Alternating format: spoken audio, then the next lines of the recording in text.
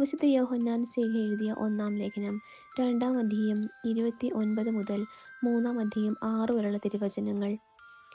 അവൻ നീതിമാനാണെന്ന് നിങ്ങൾക്ക് അറിയാമെങ്കിൽ നീതി പ്രവർത്തിക്കുന്ന ഏവനും അവനിൽ ജനിച്ചവനാണെന്ന് നിങ്ങൾക്ക് തീർച്ചയാക്കാം. കണ്ടാലും എത്ര വലിയ സ്നേഹമാണ് പിതാവ് നമ്മോട് കാണിച്ചത്. ദൈവമക്കളെന്ന് നാം വിളിക്കപ്പെടുന്നു. നാം അങ്ങനെയാണ് താനും. ലോകം നമ്മെ അറിയുന്നില്ല, കാരണം അത് അവിടുത്തെ അറിഞ്ഞിട്ടില്ല. പ്രിയപ്പെട്ടവരെ, നാം ഇപ്പോൾ ദൈവത്തിൻ്റെ മക്കളാണ്. നാം എന്തായിത്തീരുമെന്ന് ഇതുവരെയും വെളിപ്പെട്ടിട്ടില്ല. എങ്കിലും ഒരു കാര്യം നാം അറിയുന്നു, അവിടുന്ന് പ്രത്യക്ഷനാകുമ്പോൾ നാം അവിടുത്തെ പോലെയാകും. അവിടുന്ന് ആയിരിക്കുന്നത് പോലെ നാം അവിടുത്തെ കാണുകയും ചെയ്യും. ഈ പ്രത്യാശയുള്ളവൻ അവിടുന്ന് പരിശുദ്ധനായിരിക്കുന്നത് പോലെ തന്നെ തന്നെ വിശുദ്ധനാക്കുന്നു. പാപം ചെയ്യുന്നവൻ നിയമം ലംഘിക്കുന്നു. പാപം നിയമലംഘനമാണ്. പാപങ്ങൾ ഏറ്റെടുക്കാൻ വേണ്ടിയാണ് അവൻ പ്രത്യക്ഷനായത് എന്ന് നിങ്ങൾ അറിയുന്നു.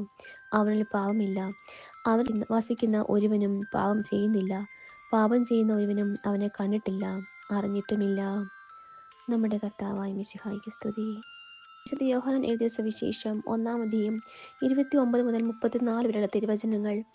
അടുത്ത ദിവസം യേശു തൻ്റെ അടുത്തേക്ക് വരുന്നത് കണ്ട് അവൻ പറഞ്ഞു, ഇതാ ലോകത്തിൻ്റെ പാപം നീക്കുന്ന ദൈവത്തിൻ്റെ കുഞ്ഞാട്. എൻ്റെ പിന്നാലെ വരുന്നവൻ എന്നേക്കാൾ വലിയവനാണെന്ന് ഞാൻ പറഞ്ഞത് ഇവനെ പറ്റിയാണ്. കാരണം എനിക്ക് മുമ്പ് തന്നെ ഇവനുണ്ടായിരുന്നു. ഞാനും ഇവനെ അറിഞ്ഞിരുന്നില്ല. എന്നാൽ ഇവനെ ഇസ്രായേലിനെ വെളിപ്പെടുത്താൻ വേണ്ടിയാണ് ഞാൻ വന്ന് ജലത്താൽ സ്നാനം നൽകുന്നത്. ആത്മാവ് പ്രാവിനെ പോലെ സ്വർഗ്ഗത്തിൽ നിന്ന് ഇറങ്ങി വന്ന് അവൻ്റെ മേൽ ആവസിക്കുന്നത് താൻ കണ്ടു എന്ന് യോഹന്നാൻ സാക്ഷ്യപ്പെടുത്തി. ഞാൻ അവനെ അറിഞ്ഞിരുന്നില്ല.